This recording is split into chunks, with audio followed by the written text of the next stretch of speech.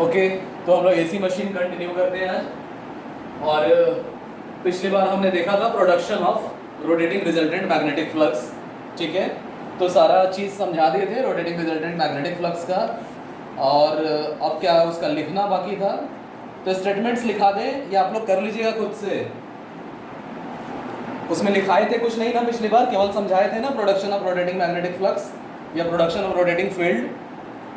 तो उसको लिखवा दें पूरा या फिर आगे हम लोग बढ़े? बताइए, रिप्लाई दीजिए कोई। सर तो लिखवा दीजिए फिर। हाँ, लिखवा देते हो, ज़्यादा अच्छा रहेगा। ठीक है, लिखवाने से क्या होगा कि एक बार आपका रिव्यू भी होता चलेगा जो चीज़ें हमने देखा था वहाँ पे। ठीक है,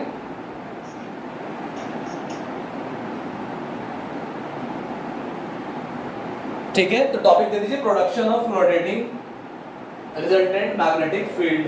production of rotating resultant magnetic field topic दे दीजिए।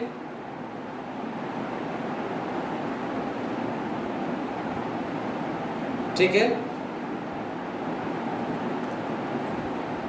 इसमें लिख लीजिए it can be visualised that, it can be visualised that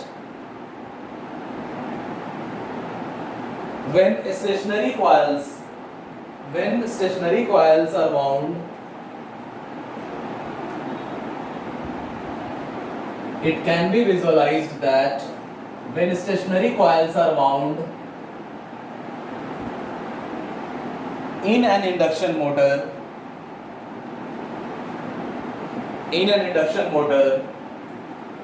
for two or three phases,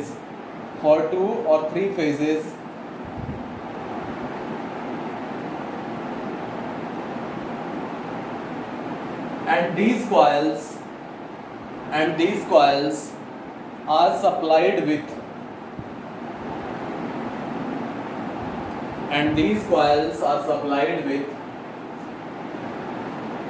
two or three phase supply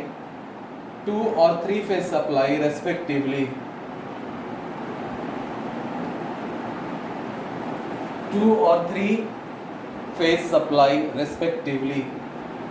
comma देके आगे लिखिए a uniformly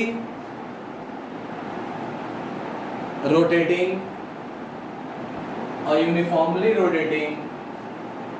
ब्रैकेट में लिख लीजिए और रिवॉल्विंग, ब्रैकेट क्लोज कर लीजिए। a uniformly rotating magnetic flux of a uniformly rotating bracket में रिवॉल्विंग, ब्रैकेट क्लोज कर लीजिए। a uniformly rotating magnetic flux of constant magnitude is obtained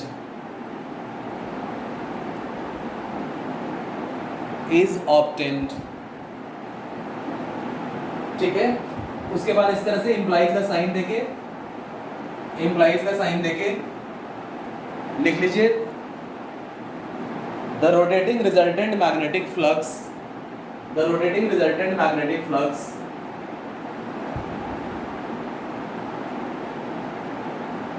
rotates with the synchronous speed ns, rotates with the synchronous speed ns।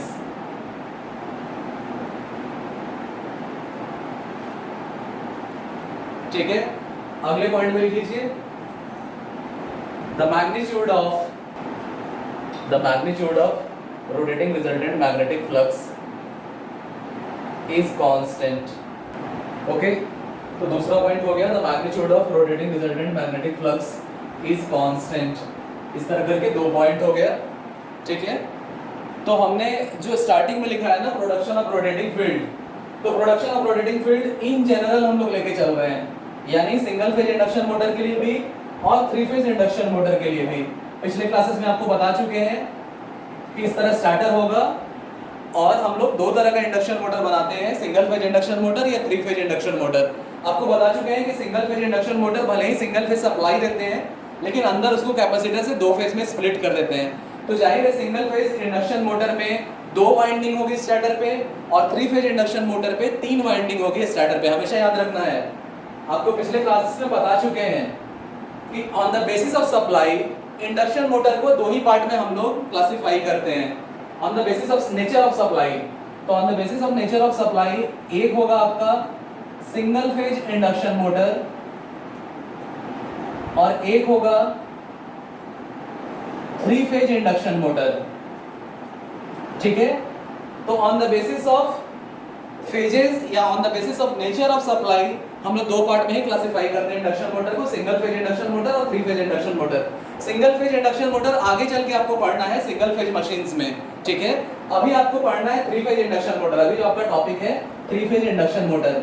लेकिन अभी production of rotating field का जो आपको topic लिखाए हैं वहां जनरल कंसेप्ट लेके चल रहे हैं। जनरल कंसेप्ट मतलब जाहिर है सिंगल फेज इंडक्शन मोटर में भी rotating resultant magnetic flux produce होगा, यहां भी rotating resultant magnetic flux produce होगा। अब आपको पिछले क्लासेस में बता चुके हैं कि single phase induction motor self starting नहीं होता है, 3 phase induction motor self starting होता है। Single phase induction motor self starting इसलिए नहीं होता है कि अगर सिंगल फेज की वाइंडिंग हम कर दें स्टार्टर पे तो उसका स्टार्टर का फील्ड जो होगा ना, स्टार्टर का फील्ड अल्टरनेटली साइनसोइडली वैरी तो करेगा लेकिन रिजल्टेंट रोटेटिंग मैग्नेटिक फ्लक्स नहीं बनेगा। तो हम लोग क्या करते हैं सिंगल फेज इंडक्शन मोटर में सप्लाई तो एक ही फेज देते हैं, सिंगल फेज देते हैं, लेकिन उसको 2 फेज में अंदर स्प्लिट कर देते हैं with the help of capacitor, और वो तो 2 फेज में स्प्लिट करते हैं। तो सिंगल फेज इंडक्शन मोटर में 90 डिग्री पर दोनों फेज स्प्लिट रहता है। तो जाहिर है सिंगल फेज इंडक्शन मोटर में स्टार्टर पे 2 वाइंडिंग होगी और 3 फेज इंडक्शन मोटर पे स्टार्टर पे 3 तरह की वाइंडिंग होगी, जो आपका 3 फेज है RYB। तो यहाँ जो लिखाए हैं वो इन जनरल लिखाए हैं दोनों तरह के लिए, यानी जिसपे 2 तरह की वाइंडिंग हुई उसमें भी रोटेटिंग रिजल्टेंट मैग्नेटिक फ्लक्स बनेगा, और जिसपे 3 तरह की वाइंडिंग है उसपे भी रोटेटिंग रिजल्टेंट मैग्नेटिक फ्लक्स बनेगा। लेकिन चूंकि अपना सब्जेक्ट, अपना जो अभी यूनिट है वो 3 फेज इंडक्शन मोटर है, इसलिए अब जाके हम लोग 3 फेज इंडक्शन मोटर में ही फोकस करेंगे, ठीक है। तो अब एक सब टॉपिक दे दीजिए उसके अंदर, उसमें लिख लीजिए production of rotating resultant magnetic flux, production of rotating resultant magnetic flux in 3 phase induction motor। ये टॉपिक दे दीजिए 3 फेज इंडक्शन मोटर, क्योंकि आपका यूनिट ये है, अब इस पे हम लोग फोकस करेंगे।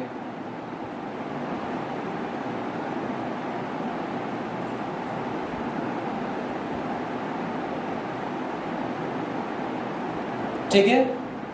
तो एक फिगर जो हम लोग हमेशा बनाया करते थे, जो फिगर आपको पहले बनवा चुके हैं, वो अगर कॉपी में है तो उसी को रेफरेंस दे दीजिए। This is your conductor 1, this is your conductor 2 for R phase, और जाहिर है ये तीनों के लिए है। यहां से conductor number Y1 for Y phase and conductor number Y2, ये दोनों मिलके वाई फेज का कॉइल बना दिया। यहां कंडक्टर B1 और यहां कंडक्टर B2। अब इसका कुछ नाम दे दीजिए। फिगर नंबर 1 जो हम लोग ऑलरेडी बना चुके हैं, समझ चुके हैं, बस इसी के रेफरेंस से थोड़ा सा लिख लेना है। बाकी सब जो बनवाए हैं वही वाला काम आ जाएगा, लिखना बहुत थोड़ा सा इसमें है, फिर हम लोग आगे बढ़ जाएंगे, ठीक है। तो लिख लीजिए here as shown in the given figure, as shown in the given figure, a starter of 3 phase induction motor has been shown, yeah, has been provided here as shown in the given figure.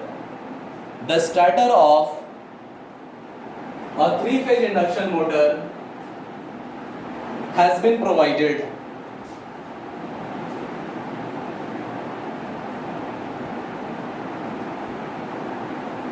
in which the winding of the 3 phases, in which the windings of the 3 phases are displaced, in which the windings of the 3 phases are displaced in space by 120 degree are displaced in space by 120 degree.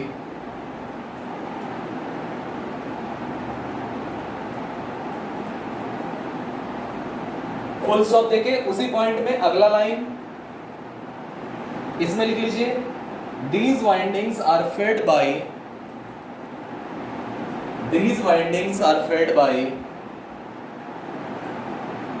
3-phase currents. मैंने आपको क्या बोला? हाँ बोलो अनामिका.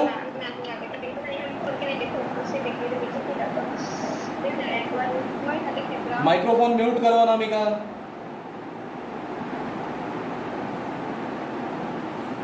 ठीक है, लिख लीजिए, the windings of these phases are fed by 3-phase currents, comma देके, displaced in time by 120 degree.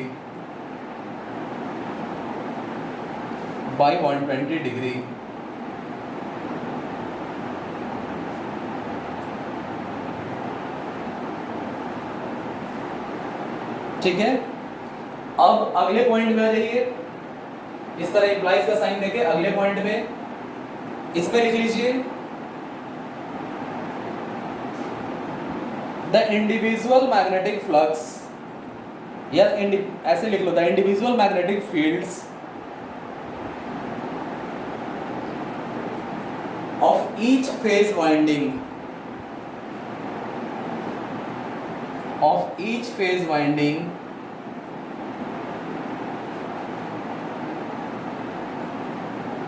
is sinusoidal in nature.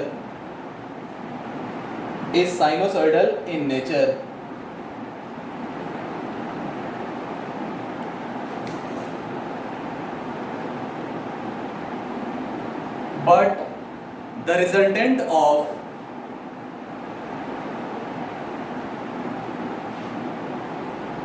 the magnetic fields या individual magnetic fields, the resultant of the individual magnetic fields is found to be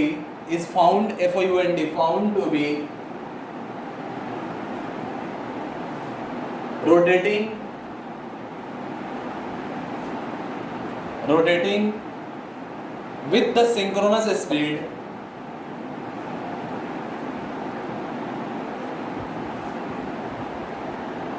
given by the relation ns is equal to 120 f upon p,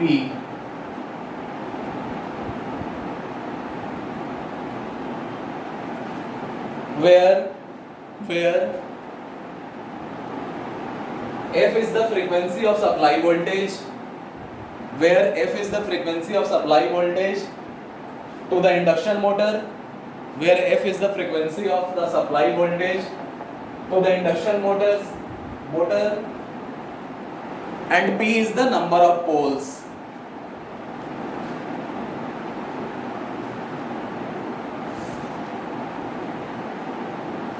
अगले point में आ जाइए,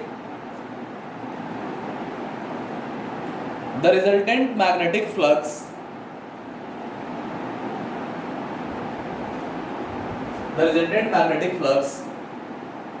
has constant magnitude,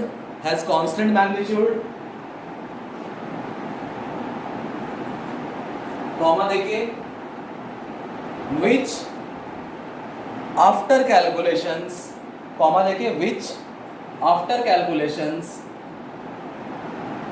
comes out to be 3/2 phi m.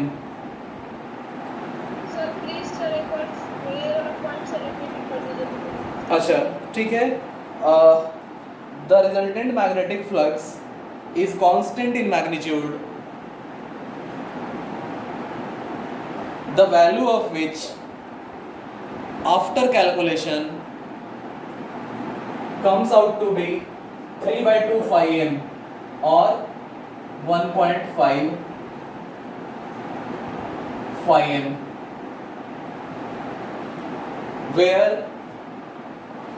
where phi m is, और इस तरह से resultant लिख रहे हैं तो रिजल्टेंट को चलो phi re कर दे रहे हैं resultant, where phi m is the maximum flux, where phi m is the maximum flux of any of the three phases. Phi m is the maximum flux of any of the three phases.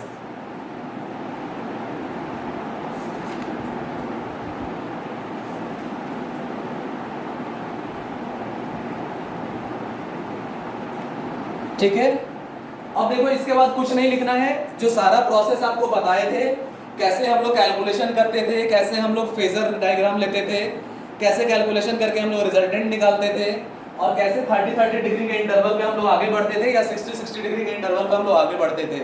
ठीक है, हम लोग 60 degree के interval पे कर चुके थे, तो बाकी सारा चीज जो पिछले क्लासेस में बता चुके हैं, बाकी सारा वही हो जाएगा, डायग्राम आपका वही है, कैलकुलेशंस वही है, कैसे 60 डिग्री से हम लोग आगे बढ़ते थे, और हम लोग देखते थे कि हर केस में जो रिजल्टेंट बन रहा है वो रिजल्टेंट भी उतने ही डिग्री से शिफ्ट कर रहा है जितने डिग्री से हम चेक करते हुए आगे बढ़ रहे हैं। अगर हम लोग 45 डिग्री से शिफ्ट करते तो रिजल्टेंट भी अपने आप को हर 45 डिग्री के बाद वो रिजल्टेंट भी अपने आप को 45 डिग्री ही शिफ्ट करता।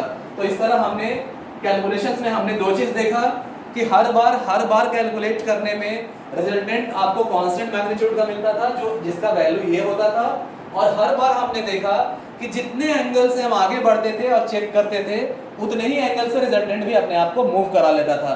और ये कैसे भी करके हम लोग देख सकते हैं, हम लोग चाहे तो 30-30 डिग्री के इक्वल इंटरवल में बढ़ के भी चेक कर सकते हैं, हम लोग चाहे तो 45 डिग्री के इंटरवल में भी चेक कर सकते हैं, हम लोग चाहे तो 60 डिग्री के इंटरवल पर भी मूव करके चेक कर सकते हैं।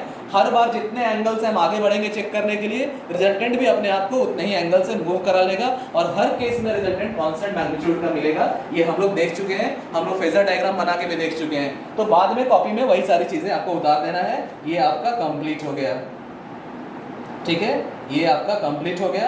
और लास्ट में कंक्लूजन क्या आ जाएगा, तो लास्ट में यही दोनों कंक्लूजन आ जाएगा कि वो सारा मैथमेटिकल कैलकुलेशन करके, सारा एनालिसिस करके हमने देखा कि वाकई में आपका रिजल्टेंट मैग्नेटिक फ्लक्स है उसका कांस्टेंट मैग्नीट्यूड ही आता है, और हमने देखा कि वाकई में जो आपका रिजल्टेंट है, जो आपका रिजल्टेंट रोटेटिंग मैग्नेटिक फ्लक्स है, वो सिंक्रोनस स्पीड से ही रोटेट करता है। तो ये सारी चीजें आपका हो गया, अब इससे ज्यादा लिखने की जरूरत नहीं है। अब हम लोग आगे बढ़ते हैं उसमें, ठीक है। अब इसमें लिख लेते हैं रीजन। अब क्यों रोटेट करता है ये आपको एक्सप्लेन कर चुके हैं कि किस तरह लेंज लॉ के वजह से आपका रोटर रोटेट करने लगता है। आपको फ्लक्स की थ्योरी से भी समझा चुके हैं कि कैसे फ्लक्स का असर आपके रोटर के करंट के वजह से जो फ्लक्स है उसका असर आपके मेन फ्लक्स में बनता है, और कैसे फ्लक्स का डिस्ट्रीब्यूशन इफेक्टेड होता है दोनों साइड में। और डिस्ट्रीब्यूशन इफेक्टेड होने से आपको बता चुके हैं कि कैसे एक side lower flux density create हो जाती है और एक side higher flux density create हो जाती है, और नतीजा होता है कि हाईयर डेंसिटी से लोअर डेंसिटी की तरफ फोर्स लगता है और आपका रोटर रोटेट करने लगता है। दूसरा आपको ये भी बता चुके हैं कि इलास्टिक नेचर, वहां आपको बता चुके हैं कैसे इलास्टिक नेचर ऑफ फ्लक्स हो जाता है, उसकी वजह से भी रोटर रोटेट करता है। जैसे आपका स्टेटर है, यहाँ रोटर है, रोटर के ऊपर जो कंडक्टर था, तो आपको बता चुके थे कि कैसे दोनों के फ्लक्स का इंटरेक्शन होता था। तो नतीजा होता था कि इधर का फ्लक्स का शेप इस तरह से हो जाता था और डेंस हो जाता था, इधर के फ्लक्स का शेप बहुत कम रहता था। तो ये जो शेप है ना फ्लक्स के इलास्टिक नेचर टाइप का, ये अपने वापस शेप को गेन करना चाहेगा, रिस्टोर करना चाहेगा, यानी वापस स्ट्रेट होना चाहेगा। तो जिस तरह गुलेल में हम लोग रबड़ को खींच के छोड़ते हैं तो इस डायरेक्शन में आपका पत्थर मूव करता है, यहाँ भी गुलेल की तरह हमने खींच दिया, ये वापस इस तरह से स्ट्रेट होना चाहेगा। तो इलास्टिक नेचर ऑफ फ्लक्स का भी रीजन है और फ्लक्स डेंसिटी के डिफरेंस का भी रीजन है, जिसकी वजह से हमेशा रिजल्टेंट आपका रिजल्टेंट इस डायरेक्शन में लगता है फोर्स का, और नतीजा होता है कि जिस डायरेक्शन में आपका NS था, यानी जिस डायरेक्शन में rotating resultant magnetic flux NS speed से घूम रहा था, उसी डायरेक्शन में रोटर भी घूमने लगेगा NR स्पीड से। और हमेशा हर केस में NR is less than NS। तो ये सारी चीजें आपको एक्सप्लेन कर चुके हैं, ठीक है, यही सारी चीजें हैं। अब उसको लिख लेना है कि क्या रीजन है जिसकी वजह से रोटेट करता है, इनको वर्ड्स में लिख लेना है, ठीक है। तो टॉपिक दे दीजिए। टॉपिक दे दीजिए, the reason for the rotation of rotor, the reason for the rotation of rotor.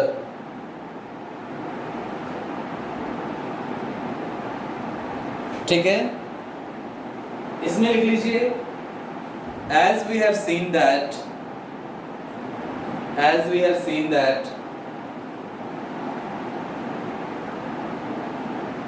when three-phase stator windings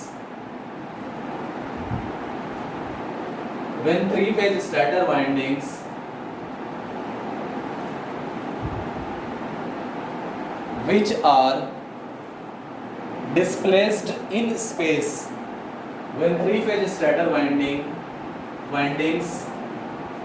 which are displaced in space by 120 degree and are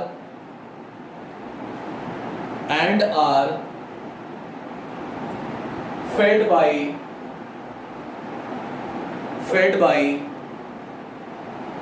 three-phase supply which is displaced in space, fed by three-phase supply which is displaced in time by 120 degree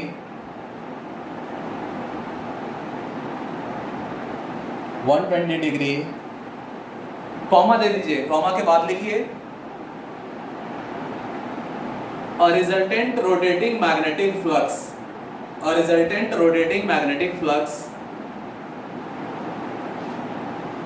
on the stator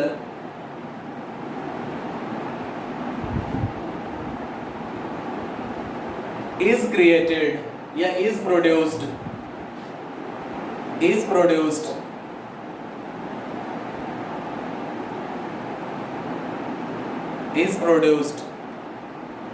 which is constant in magnitude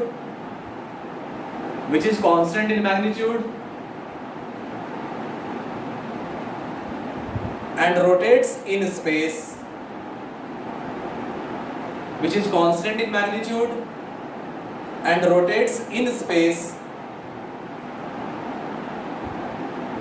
at synchronous speed।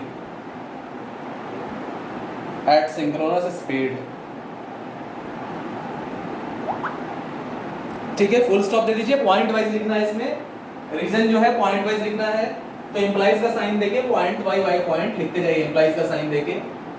अगले point में आ जाइए।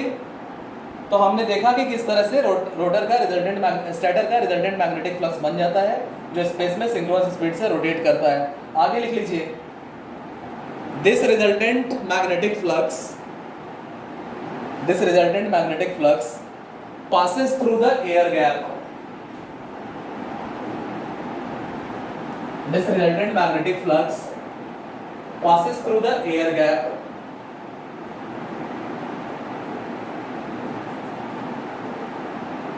Comma देके लिखिए, moves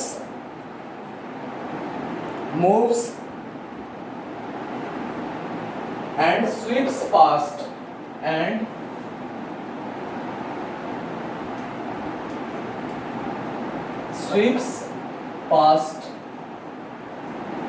यानी उसको cover करता हुआ निकल जाता है रोटर को, and sweeps past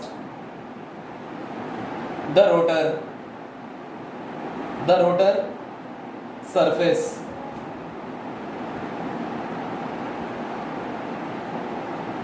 and hence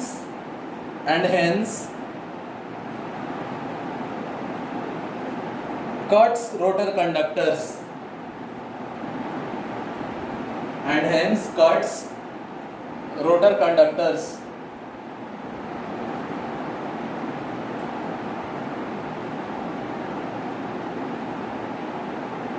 which are initially stationary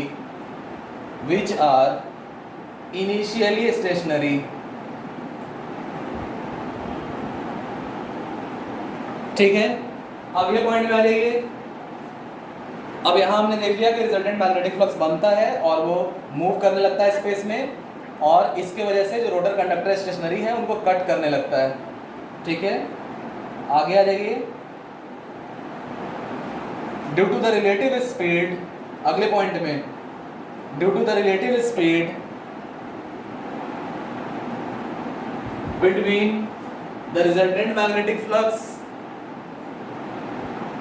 and the rotor conductors, due to relative speed between the resultant magnetic flux and the rotor conductors,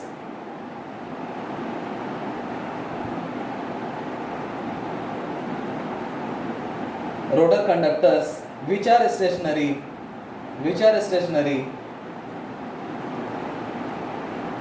an EMF is induced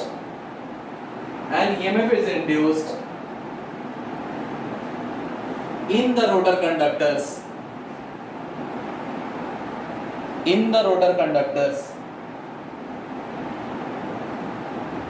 according to the Faraday's laws of electromagnetic induction, according to the Faraday's laws of electromagnetic induction.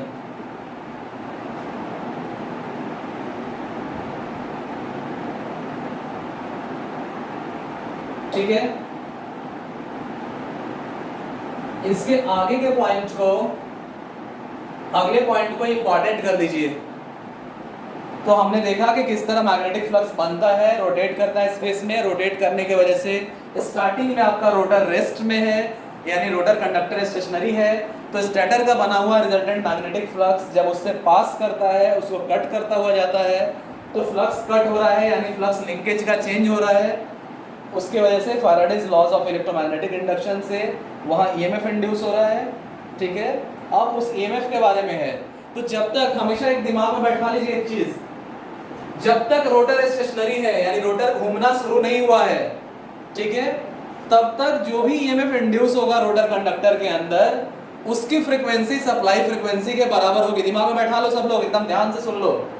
जब तक rotor rotate नहीं कर रहा है, यानी आपका induction motor start नहीं हुआ है, अभी रोटर रोटेट करना शुरू नहीं किया है, रोटर अभी रेस्ट में है, तो जब तक रोटर स्टेशनरी है, रोटर के अंदर जो ईएमएफ इंड्यूस होगा उसकी फ्रीक्वेंसी सप्लाई फ्रीक्वेंसी के बराबर होगी, जो स्टेटर पे हम लोग दे रहे हैं सप्लाई फ्रीक्वेंसी। लेकिन जैसे ही एक बार रोटर रोटेट करने लगेगा, अब इंड्यूस्ड वोल्टेज की फ्रीक्वेंसी बदल जाएगी। अब रोटर के कंडक्टर पर जो इंड्यूस्ड वोल्टेज की फ्रीक्वेंसी है वो बदल जाएगी। तो हमेशा दिमाग में रखना है कि रोटर जब तक रेस्ट में है, तब तक स्टेटर पे जो हम लोग सप्लाई फ्रीक्वेंसी दे रहे हैं, वही फ्रीक्वेंसी रोटर के कंडक्टर में इंड्यूस्ड ईएमएफ की होगी। लेकिन जैसे ही रोटर रोटेट करने लगेगा ना, अब रोटर कंडक्टर पे जो इंड्यूस्ड ईएमएफ है उसकी फ्रीक्वेंसी बदल जाएगी। ठीक है, तो अभी हम तब तक की चर्चा कर रहे हैं जब तक रोटर मूव करना शुरू नहीं किया है, तो तब तक सप्लाई फ्रीक्वेंसी के बराबर ही रोटर कंडक्टर में इंड्यूस होने वाले वोल्टेज की फ्रीक्वेंसी है। ठीक है, दिमाग में रहेगा, याद रहेगा, याद रहेगा। ओके, ठीक है, इसी पॉइंट को लिख लीजिए इंपॉर्टेंट करके। ओके, तो इसी पॉइंट को इंपॉर्टेंट करके लिख लीजिए। इसमें लिख लीजिए the frequency of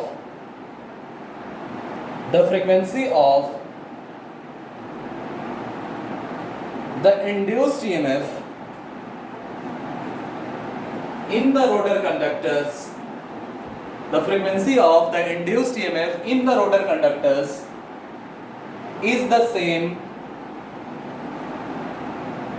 as the supply frequency, is the same as the supply frequency। लेकिन ये कब तक सेम है, हमेशा दिमाग में बैठा लीजिएगा, कब तक सेम है?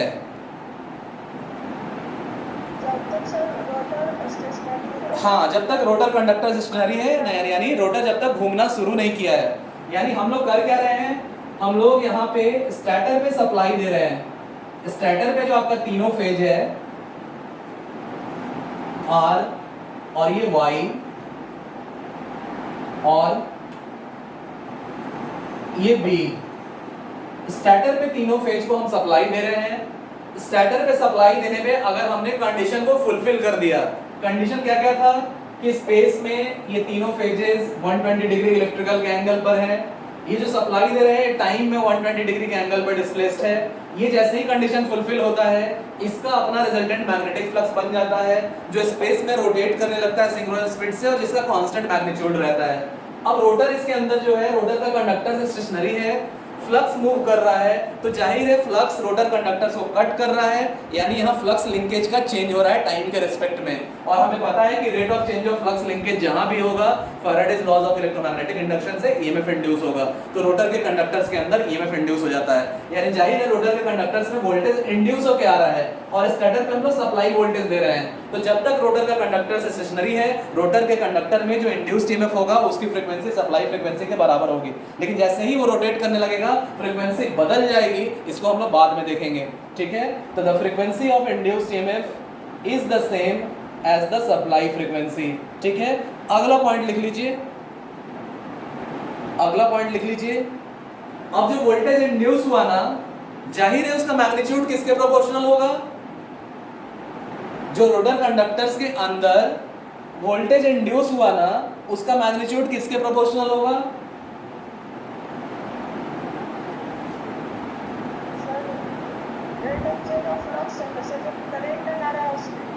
Yes, the rate of change of flux linkage के प्रोपोर्शनल होगा। और rate of change of flux linkage क्यों क्रिएट हो रहा है, तो रिलेटिव वेलोसिटी है आपके रिजल्टेंट रोटेटिंग मैग्नेटिक फ्लक्स और स्टेशनरी कंडक्टर के बीच में, ठीक है। यानी आपके रोटर कंडक्टर के अंदर जो ईएमएफ इंड्यूस हो रहा है, जाहिर हो Faraday's laws of electromagnetic induction की वजह से हो रहा है, तो हम लोग कह सकते हैं कि इंड्यूस्ड वोल्टेज जो है ना वो प्रोपोर्शनल है rate of change of flux linkage के। और rate of change of flux linkage क्यों हो रहा है, तो डेफिनेटली इसलिए कि आपके रोटेटिंग रिजल्टेंट मैग्नेटिक फ्लक्स और stationary conductor, stationary rotating conductor, rotor conductors, तो स्टेशनरी रोटर कंडक्टर्स और रोटेटिंग रिजल्टेंट मैग्नेटिक फ्लक्स के बीच में जो रिलेटिव वेलोसिटी है, तो जाहिर है इस रिलेटिव वेलोसिटी के प्रोपोर्शनल ही आपका वोल्टेज इंड्यूस हो रहा है, ईएमएफ इंड्यूस हो रहा है रोटर कंडक्टर्स के अंदर। इस पॉइंट को लिख लीजिए, इसको भी इंपॉर्टेंट कर लीजिए। इसमें लिख लीजिए the magnitude of the induced voltage, the magnitude of the induced voltage in the rotor conductors is proportional, the magnitude of the induced voltage in the rotor conductors is proportional to the relative velocity between the flux या between the rotating resultant flux लिख लो, between the rotating resultant magnetic flux is proportional to the rotating resultant is proportional to the relative velocity between the rotating resultant magnetic flux and the stationary rotor conductors, and the stationary rotor conductors.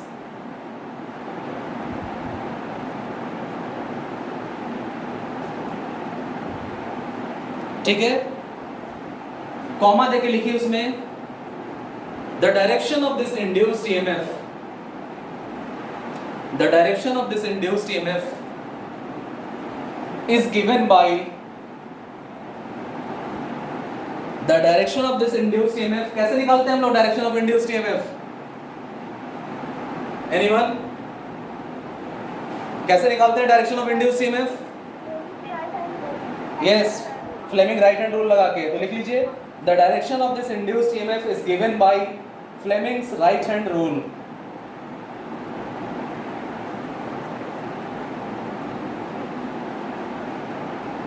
ठीक है, तो हम लोग step by step बता रहे हैं कि कैसे यहाँ पे रोटर रोटेट करने लगता है, रीजन ऑफ रोटेशन हम लोग देख रहे हैं। अब अगले पॉइंट में आ जाइए, यानी अगले स्टेप में आ जाइए। यहां हमने देखा कि मैग्नेटिक फ्लक्स बना, स्टार्टर का रोटेटिंग रिजल्टेंट मैग्नेटिक फ्लक्स बना, कंडक्टर को उसने कट किया रिलेटिव वेलोसिटी की वजह से, और उसकी वजह से Faraday's laws of electromagnetic induction की वजह से रोटर कंडक्टर में ईएमएफ इंड्यूस हुआ। हमने ये भी देखा कि रोटर कंडक्टर्स के अंदर जो ईएमएफ इंड्यूस हो रहा है, जब तक वो मूव ना करे रोटर कंडक्टर्स, तब तक उसमें इंड्यूस फ्रीक्वेंसी, उसमें इंड्यूस वोल्टेज की फ्रीक्वेंसी अपने सप्लाई फ्रीक्वेंसी के बराबर है, ठीक है। और जाहिर है हम लोग ने ये कंक्लूजन निकाला कि रोटर कंडक्टर्स में जो ईएमएफ इंड्यूस हो रहा है उसका मैग्नीट्यूड प्रोपोर्शनल होगा इस रिलेटिव वेलोसिटी के। और रिलेटिव वेलोसिटी किसके किसके बीच? तो डेफिनेटली आपके रोटेटिंग रिजल्टेंट मैग्नेटिक फ्लक्स और स्टेशनरी रोटर कंडक्टर्स के बीच की रिलेटिव वेलोसिटी, ठीक है। अब उसके आगे के स्टेप में हम लोग आ जाते हैं कि ईएमएफ इंड्यूस तो हो गया रोटर कंडक्टर्स के अंदर, अब आगे डेफिनेटली आपका सर्किट क्लोज है, रोटर कंडक्टर्स का सर्किट क्लोज है, तो करंट फ्लो करने लगेगा, ठीक है। तो हम लोग उस पॉइंट पे आ जाते हैं। अगले पॉइंट पे लिख लीजिए, इसमें लिख लीजिए सिंस द रोटर बार्स और conductors, since the rotor bars or conductors form a closed circuit, comma दे दीजिए, कॉमा के बाद लिखिए rotor current is produced, rotor current is produced whose direction is given by, अब इसका डायरेक्शन कैसे निकलेगा? रोटर करंट का डायरेक्शन कौन सा रिस्पॉन्सिबल होगा?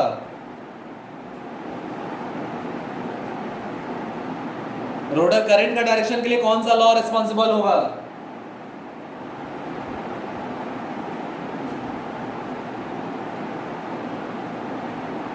एनीवन? वीडियो ऑन कर लो सब लोग, वीडियो ऑन कीजिए, बताइए, रिप्लाई दीजिए। अब कौन सा लॉ रिस्पॉन्सिबल होगा जिससे रोटर करंट का डायरेक्शन हम लोग फाइंड आउट कर सकें? कोशिश करो।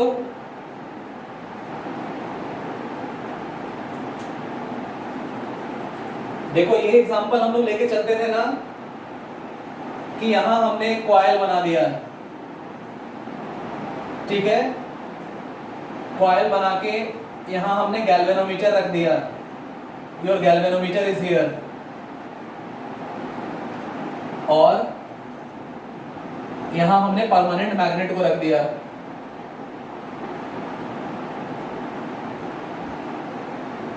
ठीक है, ठीक है। तो यहाँ हम लोग आ जाते हैं सर माइकल फैराडे ने जो सबसे पहला एक्सपेरिमेंट किया था, जिसके बेसिस पे सर माइकल फैराडे ने Faraday's laws of electromagnetic induction को प्रपोज किया था। ये हम लोग एग्जांपल कई बार देख चुके हैं। तो जाहिर है यहाँ पे मैग्नेटिक फ्लक्स बनेगा, इस तरह से मैग्नेटिक फ्लक्स बनेगा। कई बार ये एक्सपेरिमेंट हम लोग देख चुके हैं। सर लेंथ लॉ होगा क्या? क्या बोलो? वो सर आप पूछे थे ना सर कि हाँ, करंट जो है वो ऐसे फ्लो करेगा, वो लॉ लेंज लॉ की वजह से फ्लो करेगा। यस, बिल्कुल वही चीज है यहाँ पे। तो यहाँ क्या है, हम लोग देख चुके हैं कि इस तरह से फ्लक्स बना, ठीक है, इस तरह से नॉर्थ बना। और जाहिर है हम लोग करते क्या थे, अगर हम लोग इस ओर मूव कर रहे हैं, जब भी मूवमेंट होगा तो ये जो फ्लक्स लिंकेज है इसका वेरिएशन आएगा, ठीक है। नजदीक जाएगा तो ज्यादा फ्लक्स लिंकेज हो रहा है, दूर जाएगा तो कम फ्लक्स लिंकेज हो रहा है। तो जब तक यहाँ पे मोशन हो रहा है, और मोशन जाहिर है दो डायरेक्शन का मोशन पॉसिबल है, या तो हम इस ओर मूव करें या फिर हम इस ओर मूव करें, दो ही डायरेक्शन यहाँ पॉसिबल है। तो जब पहला वाला हम लोग लेके चलते हैं, इधर मूव करते हैं तो भी फ्लक्स का वेरिएशन हो रहा है, दूसरा वाला लेके चलते हैं जब हम लोग पीछे जाते हैं तो भी फ्लक्स का वेरिएशन हो रहा है। जब तक ये मोशन है आपके उस मैग्नेट में, परमानेंट मैग्नेट में, तब तक उस मोशन की वजह से यहाँ पर फ्लक्स लिंकेज का बदलाव हो रहा है। और फ्लक्स लिंकेज का बदलाव हो रहा है तो आपको पहले भी बता चुके हैं कि Faraday's laws of electromagnetic induction की वजह से इस कॉइल में rate of change of flux linkage होने की वजह से ईएमएफ इंड्यूस होगा। अब जाहिर है ईएमएफ इंड्यूस तो हो जाएगा, लेकिन उसका डायरेक्शन क्या होगा? करंट के फ्लो होने का डायरेक्शन क्या होगा? तो हमेशा याद रखना है कि करंट के फ्लो होने का डायरेक्शन वही होगा जो लेंज लॉ डिसाइड करेगा, और लेंज लॉ के हिसाब से करंट के फ्लो होने का डायरेक्शन वही होना चाहिए जो अपने होने के कारण को अपोज करे। तो देखो यहाँ पहला वाला मोशन अगर लेके चलते हैं, यानी अगर ये मोशन लेके चलते हैं, जब ये नजदीक जा रहा था तो पहला वाला मोशन लेके चलते हैं, तो यहाँ पे क्या है, इसका नजदीक आना इसमें ईएमएफ इंड्यूस होने का कारण है, तो जाहिर है इसके नजदीक आने को अपोज करना चाहेगा कॉइल। तो लेंज लॉ के हिसाब से करंट के फ्लो का डायरेक्शन वही होगा जिस करंट के वजह से उसका अपना मैग्नेटिक फील्ड इस तरह से क्रिएट हो कि वो अपने होने के कारण को अपोज करे। तो जाहिर है अभी ईएमएफ इंड्यूस होने का कारण मैग्नेट का इसके नजदीक आना है, और इसको अपोज करने का मतलब इसको नजदीक आने से रोकना है। पहले भी आपको बता चुके हैं कि लेंज लॉ के हिसाब से रोकना तो है, लेकिन इसके पास अपना हाथ पैर तो है नहीं कि ऐसे रोक देगा हाथ से, यानी जाहिर है इलेक्ट्रोमैग्नेटिज्म के किसी ना किसी फेनोमेनन से ही वो रोकेगा। तो कैसे रोकेगा? तो ये क्या करेगा, अपना करंट इस तरह से फ्लो कराए कि इधर ही अगर नॉर्थ बन जाए, यानी करंट इस फिंगर के अलाउंग अगर कराता है, यानी ऊपर से आउटवर्ड करंट आए, तो जाहिर है करंट को किस तरह से फ्लो कराना होगा, तो ऊपर में कॉइल के ऊपर वाले पार्ट में करंट आउटवर्ड आ रहा है, यानी डॉट है हर एक कॉइल में, हर एक टर्न में, और नीचे में कॉइल के नीचे वाले पार्ट में, टर्न के नीचे वाले पार्ट में तो अंदर की तरफ जाए, यानी क्रॉस हो। इस तरह का करंट अगर फ्लो करे तो क्या होगा, इधर इसका नॉर्थ बन जाएगा, तो इधर इस कॉइल का नॉर्थ और इधर इस मैग्नेट का नॉर्थ दोनों मिलके एक दूसरे को अपोज कर रहा है, यानी लेंज लॉ के हिसाब से अपने होने के कारण को अपोज कर रहा है। तो यहाँ करंट का डायरेक्शन इस तरह से होगा, ये किसने डिसाइड किया? लेंज लॉ ने डिसाइड किया। दूसरे केस में आ जाओ, दूसरे केस में जब ये दूर जा रहा है, जब ये दूर जा रहा है मैग्नेट ना, तो यहाँ पे ईएमएफ इंड्यूस होने का कारण इस मैग्नेट का दूर जाना है। अब क्या करेगा, लेंज लॉ के हिसाब से उस दूर जाने को अपोज करना है, तो दूर जाने को पास कैसे बुलाएंगे? हाथ से थोड़ी बुलाएंगे, जाहिर है इलेक्ट्रोमैग्नेटिज्म के किसी ना किसी फेनोमेनन से करेंगे। तो जाहिर है जब ये दूर जा रहा है, उसको दूर जाने से रोकना है, तो फोर्स ऑफ अट्रैक्शन लगा के हम रोक सकते हैं। तो दूर जाने से रोकने के लिए हमें क्या करना होगा, इस कॉइल में किसी भी तरह साउथ पोल बनना होगा, तब ये दूर जा रहा है तो इसका नॉर्थ इसका साउथ अट्रैक्ट होके उसको दूर जाने से रोकेगा।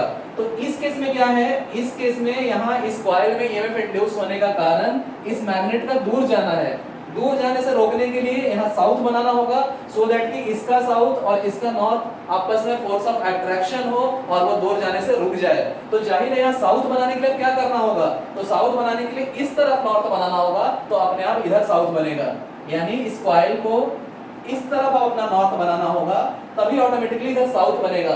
इस तरफ नॉर्थ बनाने के लिए करंट को अब इस तरफ जाना होगा, यानी पहले जो करंट का डायरेक्शन था वो अब रिवर्स हो गया, अब सब कंडक्टर में ऊपर क्रॉस बन रहा है और सब कंडक्टर में अब नीचे डॉट बन रहा है। तो यहाँ क्या हुआ, यहाँ भी लेंज लॉ ने डिसाइड किया कि डायरेक्शन क्या होना चाहिए करंट का, और क्यों डिसाइड किया, क्योंकि उसे अपने होने के कारण को अपोज करना है, उस तरह से करंट को फ्लो कराना है कि होने का कारण अपोज हो। तो इस केस में करंट ऐसे फ्लो होने लगा, यहाँ साउथ बन गया। तो हमने देखा कि दो अलग अलग केस, जब ये परमानेंट मैग्नेट नजदीक आता था तो करंट का फ्लो ऐसे होता था, नॉर्थ बनता था, और जब ये दूर जा रहा है तो करंट का फ्लो ऐसे हो रहा है। दोनों केस में करंट के फ्लो को किसने तय किया, लेंज लॉ ने तय किया। और क्यों तय किया, क्योंकि लेंज लॉ के हिसाब से अपने होने के कारण को अपोज करना है, यानी कहीं भी Faraday's laws of electromagnetic induction के हिसाब से अगर ईएमएफ इंड्यूस होता है तो उस ईएमएफ की वजह से अगर करंट फ्लो होगा तो करंट का फ्लो इस तरह से होगा कि वो अपना मैग्नेटिक फील्ड ऐसे सेट करे कि वो अपने होने के कारण को अपोज करे। Is that clear? Is that clear? Okay, तो इसी पॉइंट को अब आगे कंटिन्यू कर लीजिए। whose direction is given by Lenz's law, whose direction is given by Lenz's law in such a way, in such a way, in such a way, in such a way that it opposes, या it oppose कर दो, it oppose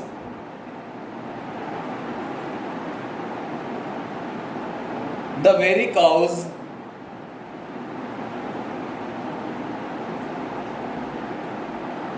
cows producing it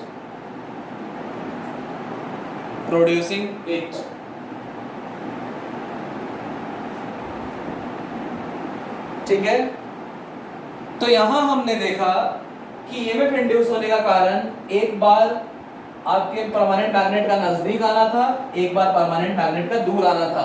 her case में हमने देखा कि Lenz law की वजह से नजदीक आना जब ईएमएफ इंड्यूस होने का कारण है तो लेंज लॉ की वजह से ये इसको अपोज करता है, जब दूर जाना कारण है तो लेंज लॉ की वजह से फिर भी अपोज करता है, यानी इसको नजदीक लाने की कोशिश करता है, यानी हर केस में अपने होने कारण को अपोज कर रहा है। अब इंडक्शन मशीन के अंदर, इंडक्शन मोटर के अंदर रोटर कंडक्टर्स के अंदर इंड्यूस होने वाले ईएमएफ का कारण क्या है?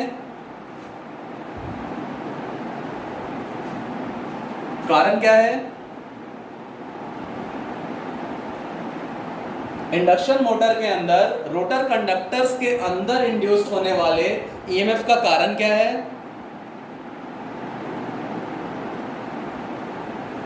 बताइए कोई, anyone? Yes, relative motion between the resultant magnetic flux and stationary conductors. तो जाहिर है उसको अपोज करने के लिए, पहले बता चुके हैं, उसको अपोज करने के लिए रोटर को उसी डायरेक्शन में मूव करना होगा, ठीक है। तो लिख लीजिए, अगले पॉइंट में आ जाइए, इसमें लिख लीजिए in the case of induction Motors, in the case of induction Motors the cows which has produced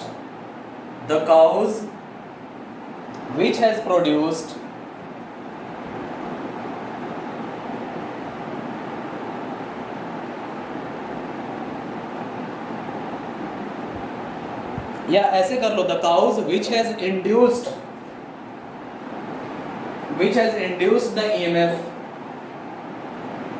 in the rotor conductors is actually, the cows which has induced the EMF in the rotor conductors is actually the relative velocity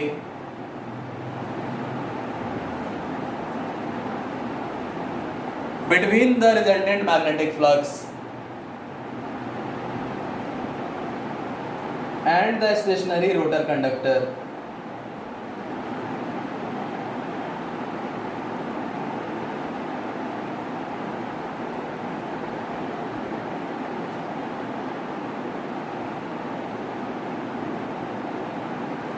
ठीक है, comma देके लिखिए hence due to the action of Lenz's law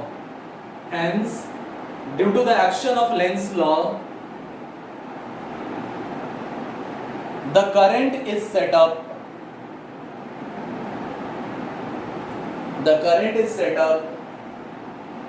in the rotor conductors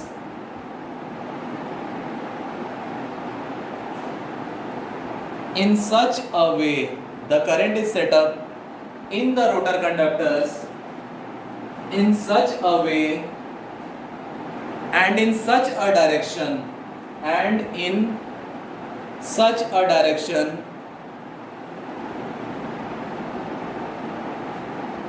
that it tends to oppose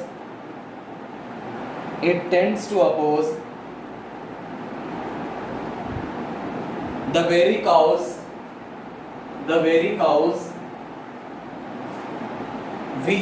very cows which has produced it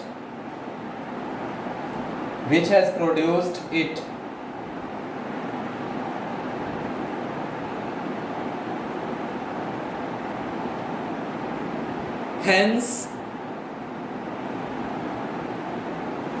या ऐसे कर लो, hence छोड़ दो, IE that is का short form IE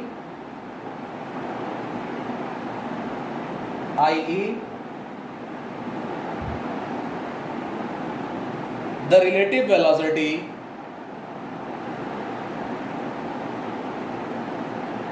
between the resultant magnetic flux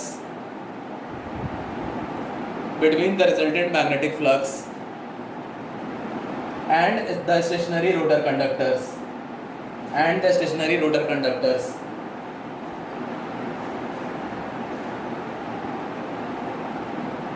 ठीक है, अगले point में आ जाइए। Hence due to Lenz's law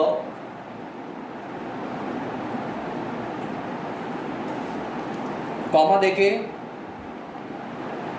to reduce the relative velocity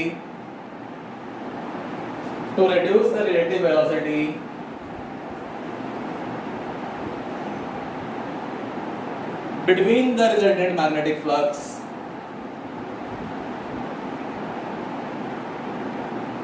and the stationary rotor conductors, the rotor itself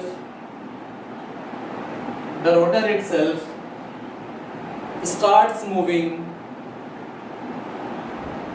in the same direction. The rotor itself starts moving in the same direction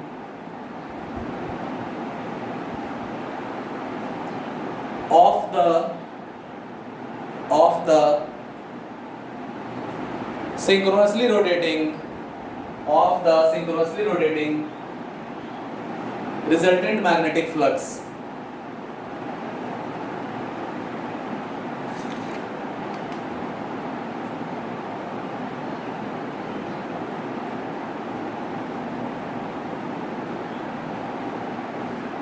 ठीक है, तो नतीजा होता है इस तरह से आपका रोटर रोटेट करने लगता है। बाकी सारी चीजें आपको डायग्राम बता के बता ही चुके हैं कि किस तरह फ्लक्स का इंटरेक्शन होता है, कैसे रोटर कंडक्टर में करंट फ्लो होने की वजह से रोटर कंडक्टर्स का अपना फ्लक्स सेटअप होता है और उसके अपने फ्लक्स का असर आपके मेन फ्लक्स पे पड़ता है, मेन स्टैटर फ्लक्स पे, और उन दोनों फ्लक्स का रिजल्टेंट हम लोग देखते हैं तो आपके कंडक्टर के एक तरफ क्या होता है, फ्लक्स की डेंसिटी इंक्रीज कर जाती है, दूसरी तरफ फ्लक्स की डेंसिटी डिक्रीज कर जाती है और हाई डेंसिटी से लो डेंसिटी रीजन की तरफ फोर्स लगता है और यही फ्लक्स का इंटरेक्शन यानी रोटर फ्लक्स का इंटरेक्शन स्टैटर फ्लक्स के साथ होता है और इन दोनों के इंटरेक्शन से आपका रिजल्टेंट टॉर्क बनता है जो रोटर को अल्टीमेटली घुमाने लगता है। ठीक है, तो ये सारी चीज़ें हम लोग देख चुके हैं।